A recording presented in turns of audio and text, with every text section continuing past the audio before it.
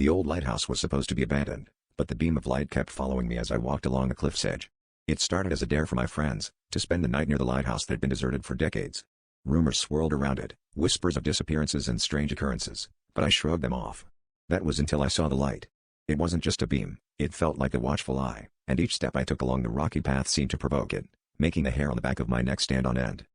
As the evening turned to night, the air grew colder, and the sky darker. I could hear the relentless crashing of waves against the cliffs below, but the lighthouse's beam was unwavering, persistently tracking me. I decided to confront it, thinking maybe there was some logical explanation, a prank, perhaps. As I approached, the light flickered and then cut out completely, leaving me enveloped in oppressive darkness. The silence that followed was almost deafening, broken only by the sound of my own racing heartbeat.